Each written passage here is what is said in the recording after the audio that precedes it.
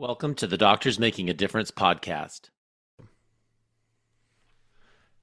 We have Miguel Viagra here today, and I'm so excited to invite him to introduce himself and be on the show today. So, Miguel, do you mind introducing yourself to our audience?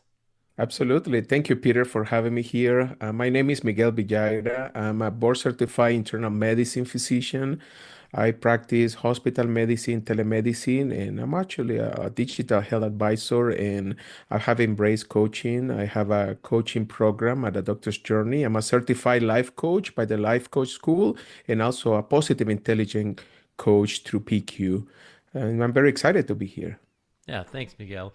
Well, I thought it was an interesting thing when I contacted you. I had read a little bit about your information on LinkedIn, and I thought this is a really interesting story. A person who grew up in Nicaragua and not only was able to kind of navigate the waters of the U.S. health system, but become an expert in it, and then also to say I've gone through this journey and now have something to share with others. And I just want to hear a little bit more about your journey. How did young Miguel decide to become a physician, and how did you end up doing what you're doing? I kind of walk us through that.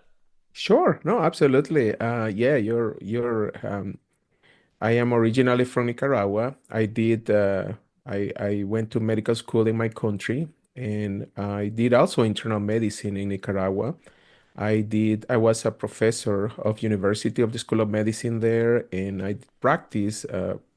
was a private practitioner in internal medicine on my country. And due to the need of pursuing further opportunities, I decided to, and also the political landscape at some point led me to decide to come to United States. So I decided to start from scratch again, do internal medicine again in United States and in Texas. And as I was going through my journey and my training, I decided to dedicate my life to hospital medicine. So I became a hospitalist at the time. I work in a rural hospital in Arkansas. When I graduated after Texas Tech, I was there for 5 years. I became a hospitalist director of the team, of the group. We founded one of the first residency programs without affiliation to the local university in Arkansas. We were independent, so I was very proud of working on that project. I think that part of my academic roots, coming from Nicaragua, being in medicine for some time. In my country, we start medicine so young, so I was already an internal medicine physician when I was 26 years old. So that allowed me to kind of build a lot of practice, see a lot of things, and being in the teaching environment. However, at that time, I decided to kind of escalate a little bit the career in leadership. So I became a regional medical director for a large managing company. And probably we're going to have a chance to talk about these, burnout and moral injury. I, I, I actually got really burned out in that stage of my life and decided to pivot again into. That's when I came across coaching, when I was hitting the worst of my burnout symptoms. So I found coaching. I got a coach, which I still have, and that helped me exponentially grow. And I love it so much that I decided to become a coach myself and help other physicians. There is a lot of power on sharing stories, and I think there are always pearls of wisdom that you can share because through your path you kind of leave traits that somebody might be useful to follow. Now, to answer your question about what led me to medicine in general, well, I mean, I would say that when I was 11 years old, I have an acute abdomen, an appendix rupture, and I got surgery. And I have, like, I was yesterday going through all this process of getting a surgery. And since I was 11 years old, I said that's what I want to do in my life. I want to serve others. I want to be a healer. And I'm kind of old-fashioned in that mindset of medicine is science, but it's also art. The practice of medicine is rooted in art as well. And I'm still, after 20 plus year, I'm still enjoy so much medicine. I'm still, although I do and went through an entrepreneurial journey and I have some businesses. I still do clinical medicine. I still see patients. I still enjoy doing it. Well, I like what you said. That I think when as I've talked to other physicians and reflecting on my own experience, I think I resonate more with being a healer than just about anything else. And I think the reason for that is when you go through medical school and training and you take all the exams and the board exam, I mean, there's just a lengthy process to becoming a physician to accumulate so much information in your mind. But after a number of years of doing it, the thing that keeps resonating, that makes you come back to work again and again, I think is that role of being a healer. And for people who do become burned out, which I think almost everybody experiences at some point, I think that's the path back to healing ourselves. Is saying I don't need to be I don't need to be just a robot. Sometimes I come home and tell my wife I'm the Doctor Bot 2000. I've just seen so many people, and you feel like you've gone through it without engaging meaningfully. But when you slow down and engage with people, then that role of healer comes out, and then you find, hey, I'm actually doing something that made a huge difference for this one person, and when that person was helped, it actually helped me back. And so that's wonderful that you've had that journey. Absolutely. And I think that what resonates what you just said is that oftentimes, we ignore all the fulfillment we can have even through the smile of a patient. I call it the macro wins. In coaching, sometimes we feel like I know there is a lot of burnout, moral injury, the system, needs to change. There's so many things that we can talk about. However, one of the things that we often ignore is that we need to kind of celebrate even the minimal wins through our life, through our day, and be grateful of the opportunity we have to not only be here but being able to take care of others and help them. Now, on the flip side, I'm going to say that unfortunately, I always ponder this question, who comes first, the patient or the physician? And of course, we are well intentioned. We always the answer when I do these questions, I'm doing public speaking. I will say at least three-quarters of the time, 75% physicians will say the patient comes first. That's why we went to medical school. That's how we were trained. But interesting, right? When we take care of patient and their family, right? When they care for this sick patient, we always tell them, please take care of yourself, right? Because you cannot care for somebody if you're not taking care of yourself. And that's the part and concept that I've been trying to kind of preach. And one of the things that oftentimes people ignore is that and we can talk about that in more detail, is that life is in the transition. And sometimes when you feel that something is not working, try to find a way to get help, right? And you mentioned community, and I totally agree with you. Getting to know people, getting to interact with people that can empower you and uplift you, it always very helpful. Have this supportive community. And I'm in multiple groups, and as I interact with them, I always aim for what I call not transactional relationship, but rather transformational relationship. People that I get to know, that I get to trust and uplift me. Of course, you have your family at the core of that team, right? Backing you up. But definitely it goes beyond that. We have colleagues, we have friends, and there's so many stories I can share with you of people that have been able to get and overcome burnout by just reshaping their career, going back to life is the transition and the pivoting of it. And I had to make changes to overcome my burnout beyond just having a coach helping me and guiding me. I definitely have to make some decisions about how I want to practice medicine. But, going back to the concept of the healer, it's interesting that I found myself at some point even almost giving up in medicine in the United States. I was so burned out. I was feeling so bad. But on the flip side, when I have the time to reflect on what I want to do and how I'm going to act, I went back to the same. I still enjoy taking care of patients, seeing patients. I still see myself seeing patients, regardless of all the other endeavors I might have. I still enjoy the practice of medicine. But No, that's wonderful. Kind of you mentioned stories, and I'd like to come back to that in a second here. What one of the stories I wanted to hear specifically, Miguel, is you chose to stay in medicine even when it was hard, and you described a phase of life where you were quite burned out.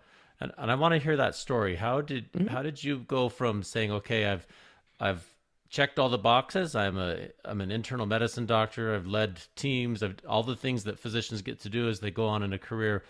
How did you go from that to saying, okay, I found this path forward as a healer, but not only a healer of patients, but a healer of fellow physicians. I'm curious how that story transpired. Yeah, yeah. So I can go back to at the time I was in corporate as a regional medical director for one of the largest hospitalist managing company. And if I reflect back at the time, well, first and foremost, I was with the best intention. My idea is I would shape the healthcare system from within, right? I want to be in the decision-making table and so on and so forth, right? So that was my thought process at the time. But I actually went to this point where I was measuring my success only from my professional accomplishment. And if I go back to 2018, I was checking all of those boxes. You know, I have the position I want, I have the salary I want, I have I'm leading a large team of almost 80 physicians at some point in my career. But guess what? At that time is one of the times that I was feeling the worst. I was not taking care of my mental and more important, my emotional well-being. And I have struggled with anxiety, and you know, there is always this taboo around psychiatry and mental disease and disorders. And I always have some degree of anxiety that explode on those stressful times. And and to tell you at the root of the worst part of my burnout, I feel so bad, and I was ignoring at the time. I had my two daughters were very young. I was not seeing them as much as I want, and and I decided to quit my job. Okay, literally, I quit my Wow. job in corporate without having a new job. I didn't even know what was gonna be my next path. I only knew that I have enough to live for a few months until I make a decision, and I get to that extreme point. So the nice about when I was mentioning and highlighting coaching is the fact, and sometimes physicians don't are not clear about the concept of what that means. But the way I see it is when you have a coach, it helps you few things. One, it's good to have another perspective, right? But two, it's good to have somebody helping you, looking at yourself at the mirror and get to that point of clarity of deciding what you truly want. And I understand how much one of my core values was some degree of freedom on my schedule. That, of course, as you can think about, you will never have if you are in those type of position, right? Which is nothing wrong with that, okay? There are people that love and enjoy navigating those waves and go for it, right? So, but I just realized at the time that I was not necessarily that was not the best fit for me, and that's when I start going through all these massive mindset change that instead of mindset, I like to call it mind shift, right? Is that way where you can kind of get to that point that you know that change is possible, grow is possible at any given time. And of course, believe me, there was a lot of ego involved. I feel a frustration, defeat. It was the first time in my career that I feel like I didn't check that milestone. You know, that's a rival fallacy where you're escalating things and you feel that your life is gonna get better when you hit the milestone, and that doesn't oftentimes that's not the case when you don't see all the structure of your life beyond just your career and profession. So if I give you an advice and those that are just getting started, just make sure you understand all the buckets of life. Yes, finances is important, your career is important in profession, but you also need to focus on your relationship and your own well-being, and those are the things that oftentimes we ignore. So as I was healing, as I was getting to kind of have a better understanding what I truly want, what I discovered, was the fact of two things I realized. Number one, change is possible and you can start your career at any given time. And I'm not afraid even now that I'm talking to you after more than 20 years doing medicine, that I feel like any physician can get started at any given time if things needs to change. But oftentimes it does. Not always, but oftentimes it is. And the second thing that I reflect upon is that there's some healthcare is so broad, so diverse, so many opportunities, right? Whether you want to be a hospitalist, internal medicine, outpatient, but that's when I came across entrepreneurship. I started doing heavily investment in real estate, besides some of the investment I was doing through my usual retirement accounts. And of course, there was some additional benefits, specifically tax benefits and also cash flow that I was seeing that allowed me to be able to work less, to live still the same lifestyle that I decide for me and my family. And when I start seeing that pattern, I decided to kind of, for one end, I was entertaining coaching, I was taking control of my finances, I was reshaping my career, I was able to choose to work less, even if I decide to do so.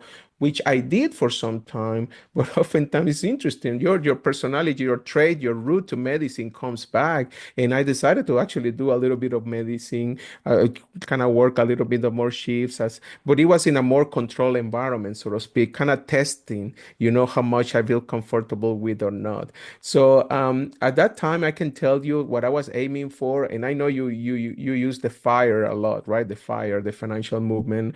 But for me, I was more aiming for financial flexibility. I Right. I was love more that mostly phrase. looking at a position that offered that level of flexibility on the schedule, while keeping the income and the lifestyle I desire.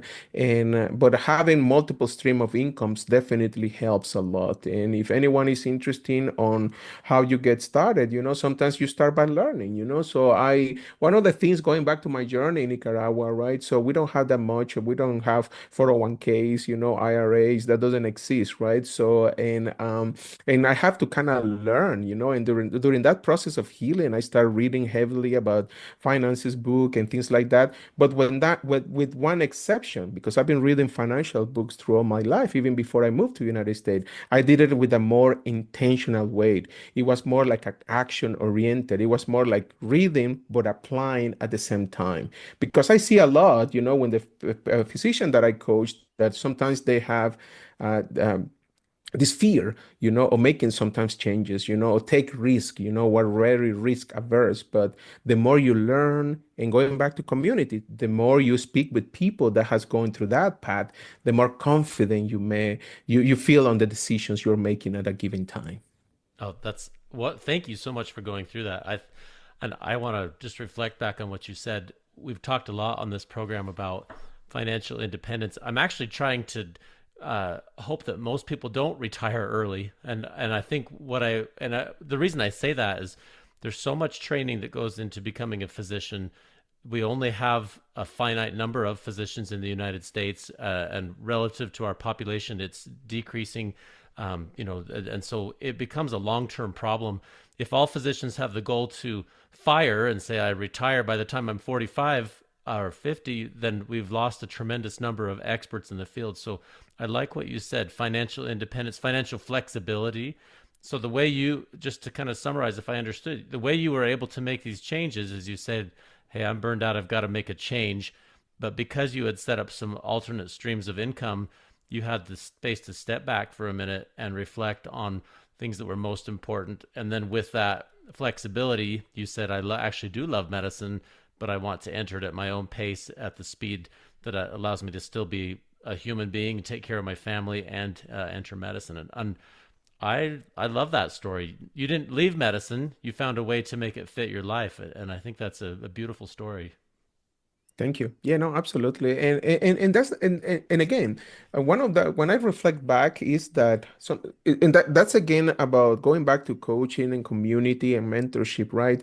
You want to open your perspective to what is out there, because the problem is when we talk about when a physician or a healthcare provider is burnout and dissatisfied, they have a very narrow view of the situations that they're going through, and they feel basically without any hope that there are some other options. And I'm here to tell you, options are so broad, and just it's just a matter of kind of getting to that point, as I said, of clarity to understand at a given stage of your life what are the priorities, what are your values, what are the things, what is your vision for you, for your company, for your work, and for your life in general.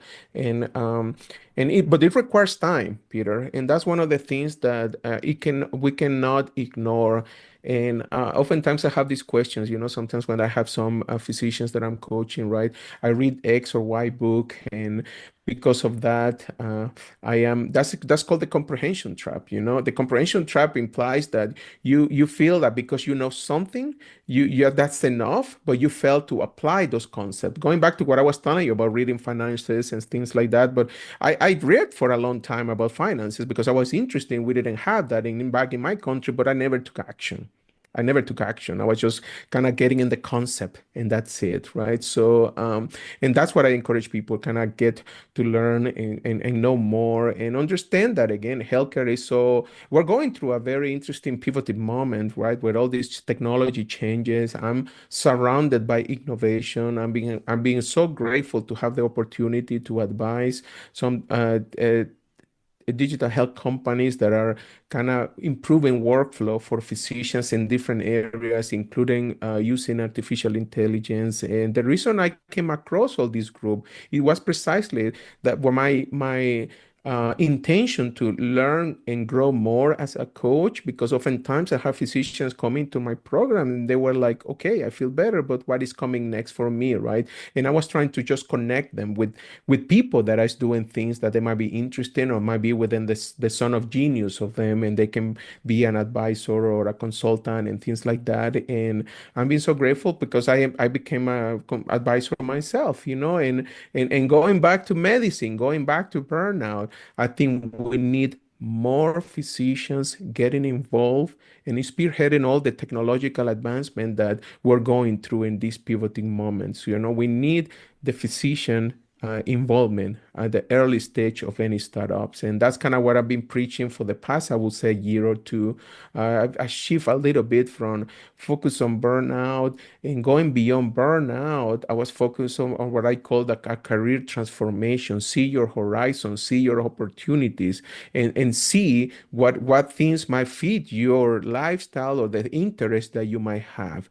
Peter, do you know that, I mean, almost like 60-70% of people in don't know even what they're passionate about, because the reality is our life right now is rooted right into our phones, right into the scrolling of social media and into our email inbox, which I can say that I fell in that one. So and we get so many distractions that we stop reflecting on what mattered the most to us. And that's what I kind of like about having these conversations, because some people might find useful or even eye-opening, right? And making them reflect on maybe this is something that they might need to entertain for a change.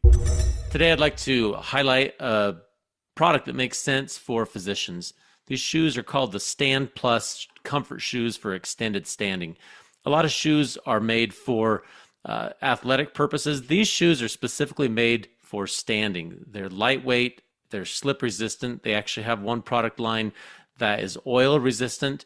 And it makes a lot of sense for people who work in hospital or clinic settings where we're on our feet for a lot of hours every day. Go to www.standshoes.com/discount/doctors, DOCTORS, to get a 15% off discount between now and May 13th, 2025. Thank you. What would you say to someone who, they've gotten to that place? They say, okay, I am a few years out of residency and I feel burned out. I'm not finding the joy in what I'm doing, or I find that the repetition is no longer engaging, or I feel the system is not interested in me as a person, and I just feel like I said, the doctor bought 2,000. How would you tell that person as they contemplate a career shift? How would you tell them to manage the moral injury and then Hmm. also this kind of affront to your ego? Like you've kind of built this Hmm. identity as a physician, and in some ways I think people feel like, well, I'm letting the system down, or I'm letting people down, or I don't know quite who I am if I'm not this Right. physician. And it's because it's such an all-encompassing, absorbing process to become a physician. I think sometimes people don't quite know how to navigate that transition if somebody finds themselves kind of broken and needing to make change. I was curious Yeah. what you would advise. Yeah. Yeah. Well, the first, I wish people don't get to that extreme, but unfortunately, oftentimes that's the case, right? So, and through my life, when as I was recovering and healing from my burnout, I put ground rules, about the things that going back to priorities, right? So I'm going to give you an example. One of my priorities is have dinner with my family every single night. There is no job, consultant, clients that will come to me, no matter the amount of money they will offer me, that will break that rule. And that's what I call a non-negotiable. The problem with physician oftentimes is we don't set boundaries, right? We have the best intention to help. We have the best to help. We want to help the clinic. We're short staff. We're stepping up because the patient, we care about them. I get that, right? But again, that usually will compound in the negative way in your life, right? So and that's what it kind of accumulate when you get to the point of extreme burnout or even moral injury. So the first will be set clear expectation, define what I call not only your boundaries, but more important, your non-negotiables. What are the things that are so important to you that you want to protect them no matter what. So now, of course, you don't know what you don't know, right? So that requires a lot of time and reflection. For my time, as I was telling you, I was checking all my boxes. I feel that I was on fire, right? I was escalating the corporate ladder. I was doing all my milestone in my career. I was checking them all, right? But I was ignoring relationship, that were so important as a father, for instance, right? And things like that. And oftentimes remember that things change, right? Change in life. You might not have kids now, but you might have in the future, etc. The second thing, I sympathize because the first is that you need to be understand, well, I've been there, right? So, and I like to listen to you, right? So tell me your story. So sometimes people expressing sometimes, besides expressing frustration, but really expressing how you feel, which is not the same. One thing is just the complaint about the workflow, the census, but sometimes you don't truly even get to understand what is your true emotional state. Are you afraid? Are you overwhelmed? What exactly is your emotion? And just sometimes by sharing that and somebody listening in a comfort and safe space, that also helps. That also, I'm not saying that the burnout will go away just by sharing, but definitely has some degree of it help, right? The other side of the coin is that you need to um, kind of understand what stage of your life you are at, right? So, and I like to do what I describe is two things. I try to do what I call a career portfolio. Okay. And that not only includes your training, your degrees, or your fellowship, but also includes your skill sets. What are your strengths? And usually I suggest to double down on your strengths, and you might find things that somebody needs that you didn't even know about. Okay. And the other thing that I will say is that one of the things that I came across myself also, although I still enjoy doing medicine, is to be rooted into I call the physician persona.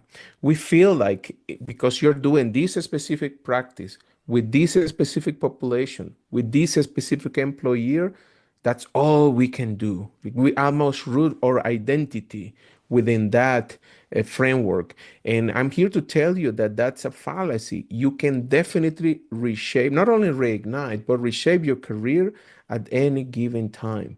And for me, like I get into entrepreneurship into a very, I will say, not typical, situation. I did it later on my career after becoming or overcoming burnout and things like that.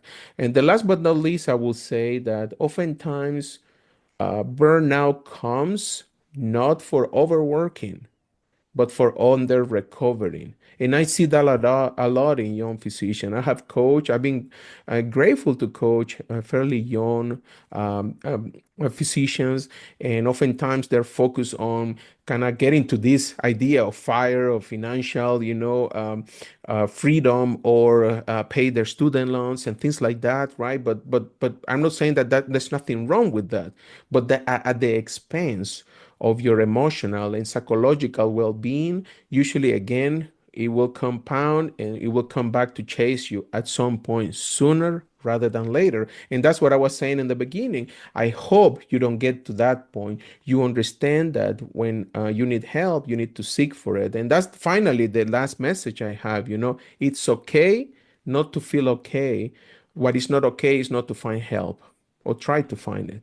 Yeah, no, I want to reflect on that for a minute. I thank you. Those are really good practical tips, and you're right. You hope that nobody gets to the place where they are broken. But you know, you described that yourself to the place where you actually quit the job and you said, I have to change. One of the things I have found challenging in my own career and among my peers, I work in rural medicine, and so you get to do everything, but you also have to do everything, and it's hard to say, well, I'm having dinner with my family. Sorry, you deliver your own baby tonight, or you know Hmm. something along those lines. And it's hard to Hmm. always it's hard to find time. And so one of the another question I wanted to ask you is, as you go through this and you're very busy, a lot of physicians work 70, 80 hours a week, and you're feeling like you're burning the candle at all ends. You know, you just threw the whole candle in the fire. You're so busy, Hmm. and it's hard to find time to balance the need for eating and sleeping and family and work can be all consuming. I think what the process you described of self-reflection and describing the things that are the true emotion that you're feeling and what are the things that are important, those require time away, that they require some uninterrupted time to ponder and think, maybe write, maybe spend time outdoors and in nature, do things that kind of connect you with who you are and connect you with what you want to become. How did you find time to do that? Because I think that's one of the biggest things. It's so encompassing in the training and the busy practice. Sometimes people don't have time in their normal Hmm. practice to step away and say, I've got to take some time, personal time to reflect on who I've become. How did you find that? Yeah, no, absolutely. I will say there are many layers, to this question. And by the way, I hear that a lot. I hear that a lot. I don't have time. I don't have time. Mm-hmm. And one of the practice that I have implemented for some of my coaching clients, we do a time inventory. We get them to log each hour of their day from waking up to going to bed and see what they're doing with their time. And believe it or not, you will find what I call wasteful time, a lot of time that you could use for something that might be more meaningful. And I'm going to give you multiple examples. As you're going through this burnout process or this dissatisfaction, I see a lot of what I call buffering, people getting into bad habits or behaviors to compensate and numb their emotional state. So, and oftentimes, I come across sometimes healthcare workers and everything that are spending time on things that unfortunately, of course, distract your mind from what is important, but definitely doesn't help, I mean, overall. And I encourage anyone to spend some reflection, but really, it's not just about thinking, really, it's about action. Really get to log hour by hour where you spend the time the most. And then you see if what you're spending most of the time match what you want to do with your life or not. And there is a lot of power because it's not about how I feel. I feel dissatisfied, I feel burnout, I feel tired. No, it's not the same. I'm making it more objectively, right? So now I love journaling, and journaling has been a big helper, and you can be creative or kind of thinking out of the box, right now you can use voice memos. You can, I mean, record while you're driving. There's so many tweaks that you can do to implement all these time of reflection throughout your busy schedule. Okay, and it's just a matter of sometimes you need to be a little bit creative, right? So now, without taking a detour on the question, I do want to mention going back to technology, going back to the future, going back to healthcare innovation. I can tell you that there are so much new technology that will help us leverage some of that time that we spend on things like building relationship with our patients, some sort of communication. There's a lot of offloading that we can have with some technology, and maybe that might be the solution to the predicament you're going through, right? So right now, I'm going through the process of implementing an AI scribe tool in one of the hospitals I work with, and we're making some research and see how much time we're wasting on the implementation, but ultimately saving in the time the physician have by saving in the documentation, typing or dictating in the microphone, etc. So those are things that when you combine all of it, it became something that you see more opportunities, right, for it. Lastly, going back to time off, uh, again, sometimes, and I wish you don't get to that extreme. Like I was giving up on my job without having a new job. I don't desire anyone to go through that. But sometimes the severity of the injury, it require a more drastic decisions to get to that point of healing. Okay, and again, my message right now, you might feel that you have no option. You might feel like you're a trap. There's no other things I can do. And I'm here to tell you that definitely that's not the case. Of course, there's always an art of compromise, of missing opportunities, right? While you're trading against this for that, right? There's always, you need to balance both sides of the spectrum. But again, the more you get to know what you want, the more confident you feel with the decision you're making. And again, by all means, I'm not saying with this that I want people to give up their job or their position. We need physicians, we need healthcare workers, we need people taking care of patients. But oftentimes, sometimes you need to either get very creative, right? Get to a point of more insightfulness. And I was giving you that simple tips of the voice memo that I use and nowadays with AI, you can even get those voice memos to be transcribed into a digital journal, and we can make all this workflow automatically. So, and I'm very passionate about AI and technology, and I implement a lot of those workflows into my own life because that saved me time. Each time that saved me time, like, and I know I can spend that time on other things that matter for me. I want to reflect back on that. Those are all wonderful tips, and I think I've shared on this podcast some of the health problems that I've had, and it's made me think more clearly than ever that the thing that matters the most, maybe not the most, but one of the things that is our most limited resource is our time. And I know Mhm. we know that it's easy to say it, but when you go through something like what you're describing, a burnout, or when you have a health concern, or one of your family members, if you have a child who's sick, something along those lines, suddenly the time becomes the most important thing. You can't get more of it. You can earn more money. You can always find a different job. There's a lot of things that we can change, but time is the one thing you can't. And I think I like what you said. Use the tools to be a good steward of your time. Mhm. There's lots of time management tools and resources available for anybody, for physicians included. And with those things, that you can kind of gain some of your time back.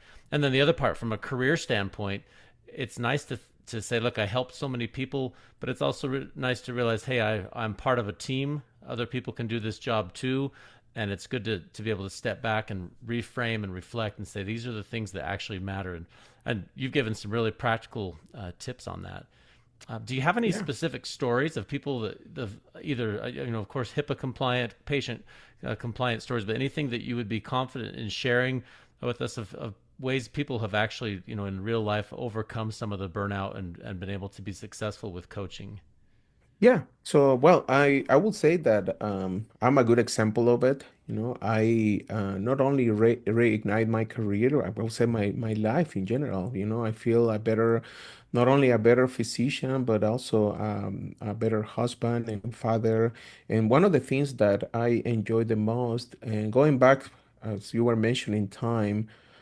Yes, time is a limited resource that we cannot change, but the quality of time spent, that is something we can change. And I see that many times when I was in corporate burnout, I was just not only not spending enough time with my family, I was not spending enough quality of time because I wasn't present.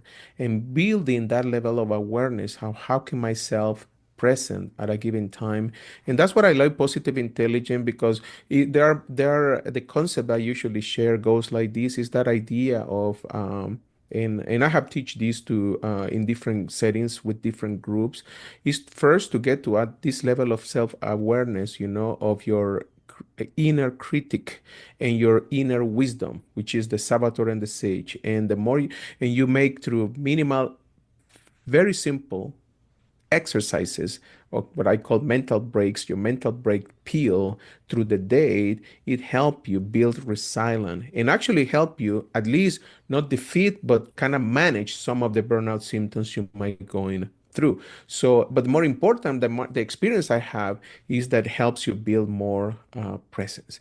Now, examples, I have multiple examples of physicians. I can give you an example recently that one of my coaching clients was an amazing family medicine physician that she was trying to get from hospital medicine to outpatient care, right? So, but she was specifically wanted to build one of these lifestyle kind of medicine approach clinic and help her patients. And one of the things that she was struggling with it was that idea that imposter syndrome, right? She was just comparing herself so much with so many other people, some of celebrities in this field of lifestyle medicine that has a million of followers in YouTube and things like that. She was very young, and I tried to explain to her like that there's only one like you and nobody else. And what you're gonna build is gonna be a you, right? Not necessarily following the footprint of a celebrity in YouTube and things like that, right? She was able to successfully start her practice. Interesting now, she's doing a hybrid model that she does virtual with regular patient care. And that is a good example because she was very burned out when she was doing hospital medicine. She feels she needed to do a change. She take one of the biggest risks, right? Going from a full-time employee to a full-time entrepreneur, which I never even pulled that off. I do it more in a gradual process as I've been describing through the interview. But she went from this side to this other side, but she was very the desire I'm going to tell you interesting, despair sometimes might be a good driver of desire of push you to do things right and push you to do things through right. But the only problem I have though, and that's what I like coaching, is like I can tell you when you are burned out, you are in this negative mindset, this inner critic very loud talking to you, you usually have a narrow view, and you oftentimes that might not get you to the right decision. On her case, she did the smart move to first get over her burnout, get to the clarity of she want, and she realized that that's truly what she wanted to do, and she pulled that off. And I think that possibilities are endless when you have all the right resources, the tactic and the strategies. But I can give you all of that. But 80% of that is going to be your mindset, or as I described, the mind shift you need to get this done. Well, and that's another powerful concept you just highlighted. That there's only one of you. I think that's a super powerful concept because you don't want to show up and say, well, I'm just a cog in the machine.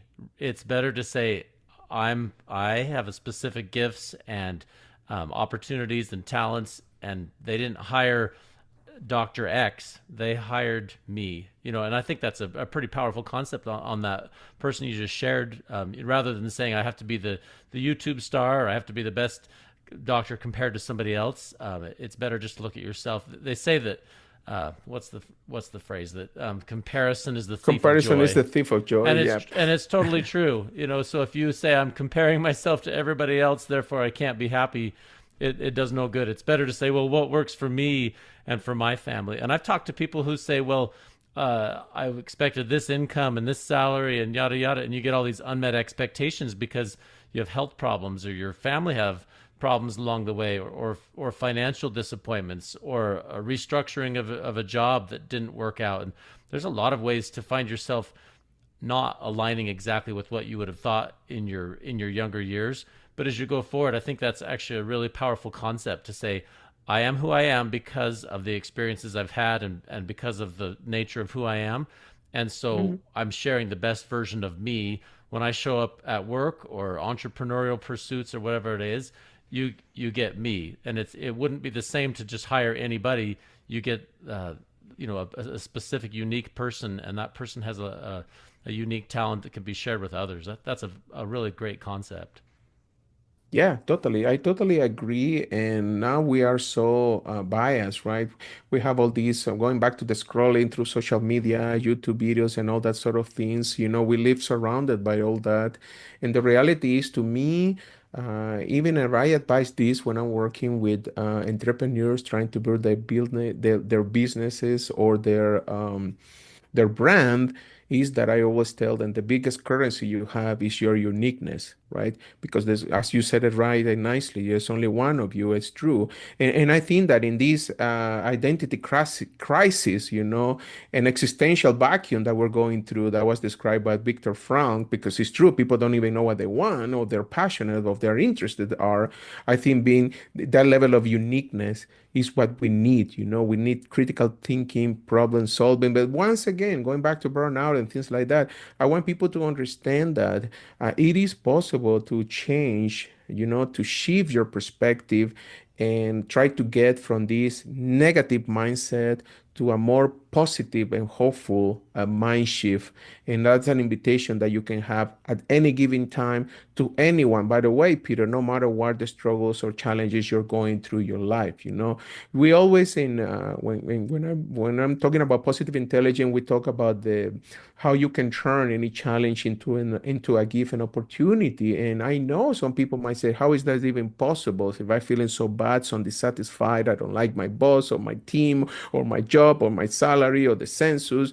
And I can tell you, when you analyze the situation with a more good critical thinking, laser focus on what needs to change, the change will happen. It's just a matter of, again, deciding what you truly want. And that's the part that takes some time and reflection, right?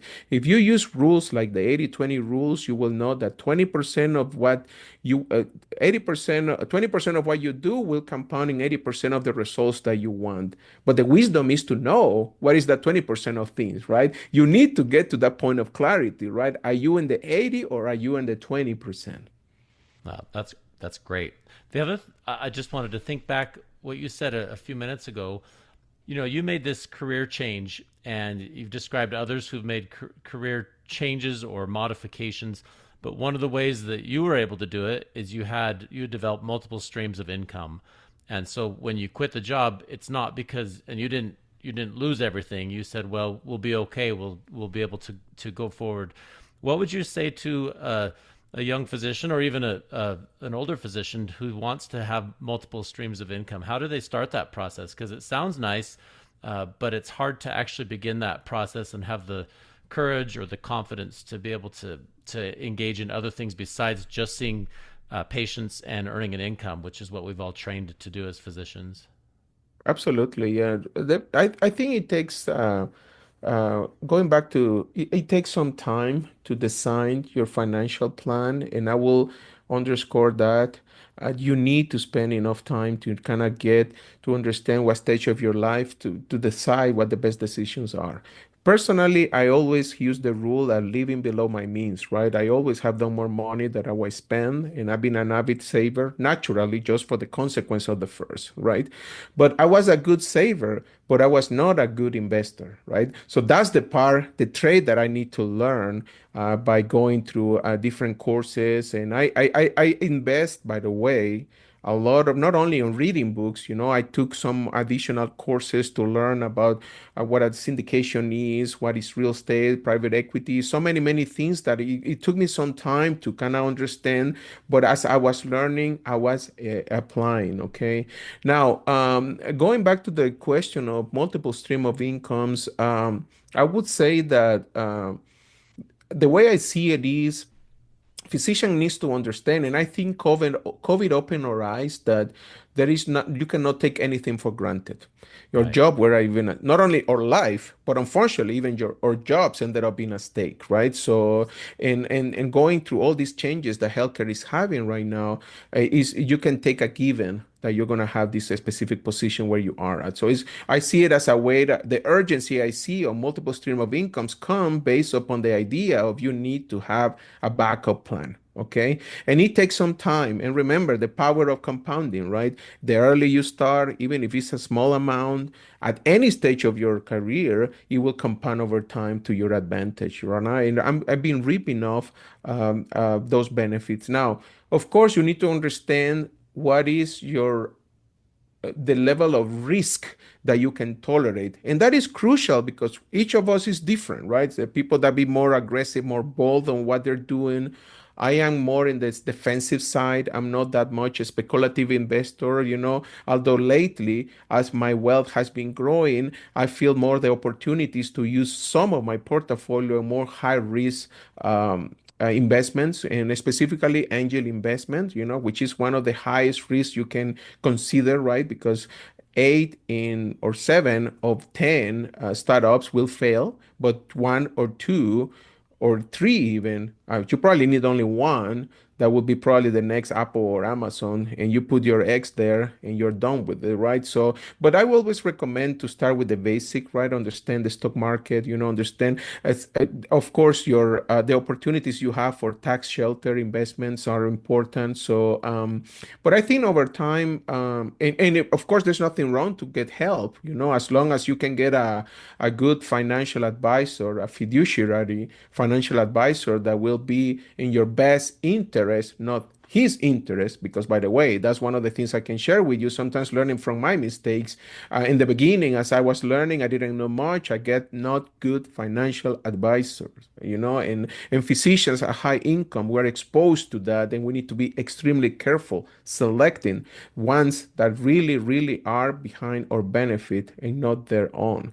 So I kind of brainstormed different things, but ultimately, each of us has different priorities, different risk tolerance, and you need to define the best financial plan for your specific situation at the given time and your current conditions. And that would be my ultimately my advice. And it does take time, but you can do it. If this Nicaraguan guy who immigrated in his early 30s could do it, I'm sure you, very smart physician growing in America, you can do it as well. That's good advice. I think that I like what you said. It's just practical. Start where you're at. The investment part of the investment is your time and your understanding of the material, so that you're not just investing your money, throwing it blindly at something, but start with something simple. Specifically, one of the simplest tools is to live below your means, live on less than you make, and then put some aside, even in fairly simple tools, just like a Roth IRA when your income allows it, or put it in an S&P 500 index fund or something that's going to give some return on your investment. And then as you gain more insight and more knowledge, you can branch out a little bit as you have a little bit more risk tolerance because you've built up a nest egg. But I really appreciate you sharing that, because a lot of people talk about this in theory, but you actually did it. You were able to make a career shift, and I would argue that part of the reason you were able to make that, because it sounded like it needed to be made, is because you had played your financial game well enough that when that time came, you wouldn't leave your family destitute at the time of making that decision. And I think that's admirable. And I like what you said. If a man from Nicaragua that moved here in his 30s can do it, hopefully anybody can learn that. And that's humble of you to say that. I'm sure have done a great job. But that's quite a statement. It really is. Thank you. Well, Miguel, this has been fascinating. I have loved this discussion, and I think this is very relevant. And a lot of people will go through this, and I found that burnout and self definition comes in waves, comes in chapters. When you're before you're married or before you have little kids, and then when you have children, and then later on in life, just different chapters. You have to re-engage in this process again and again and understand who you are, and specifically how are you going to be a steward of the time and resources you've been given specifically. And all the advice you have given us has been fantastic. Do you have any other parting advice or final inspiration or wisdom that you'd like to share with the group? Yeah, I will say that remember that, I mean, life is in the transition. That will be number one. And we're going through different stages of our life, and we need to be prepared to navigate and navigate the ups and downs of life. The second thing is that remember that if you feel that something is not working and a change needs to be made, don't hesitate to try to get help. Resources are existent. For many, many years, due to ego, due to the same mindset of we're warriors, it's being vulnerable is a sign of weakness. I never seek help, but believe it, there are plenty of help out there, and definitely I would encourage anyone. Brené Brown on her book, Daring Greatly, she mentioned vulnerability is a strength. It's definitely not a weakness, right? So the third thing is remember going back to uniqueness.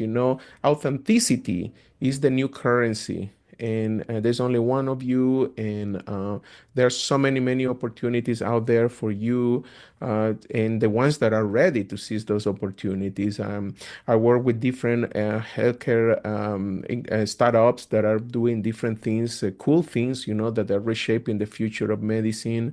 And lastly, I will say that I embrace coaching. I have a coach myself since I was in my times of burnout back in 2018. So now time flies, it's 7 years now. And and I think that if you're interested in connected or learning more, I invite anyone to get to know me at my website, A Doctor's Journey. We have resources for tackle burnout, mindset, or as I described, mind shift. We have a coaching program. We have different resources. We're leveraging technology that help us kind of improve our workflow and make ourselves more efficient. And that's one of the things that I praise because going back to burnout, if you can offload some of the things or tasks that you can delegate, and we didn't talk about this, but there are two main powerful concepts before as we wrap up. One is going to be to learn to delegate, right? It's okay to find somebody to do a specific task that you might not be able to do. And sometimes going back to time management, identify those tasks, right? Early on. And the second thing, the more powerful one that technology is bringing is automation. What of these tasks you can actually automate? Like I was telling you, the best example is journal, right? To keep myself consistency, I can do an audio record of my voice, and I can transcribe that into a digital journal that I can recheck whenever I want. So I think that as you learn how to use and deploy all this technology, more opportunities to offload and focus on what matters the most. And remember, we're only one life, the one we're going to have, and we are very limited in this journey. So enjoy every single life and be grateful for the life you have. Thank you. I'm going to remember that, Miguel. Authenticity is the new currency. I think that's a powerful phrase. And you are only one. You only get one life to live, and you only get to do it once. And so that's a powerful concept to think about time management and authenticity to be the best version of yourself. I have loved this. We'll wrap it up here, but thank you so much, Miguel. This has been fascinating. I think our viewers will love it. I've really enjoyed the interview, and I appreciate you taking the time to do it. Of course. Thank you, Peter, for having me. Thanks for tuning in to the Doctors Making a Difference podcast, and thank you for what you do to help your patients and your community. Your work truly helps so many people. We produce this content to help you have the tools you need to stay in medicine and to highlight the amazing work being done by physicians around the world. Please check out more of our content on our website, doctorsmakingadifference.com. Also, please follow, like, or subscribe on your podcast player or YouTube channel and give us a 5-star rating. It really helps spread the message. Finally, if you'd like to be a guest on the podcast, or if you'd like to nominate someone to be a guest, please visit the website or email me at admin@doctorsmakingadifference.com. See you next time.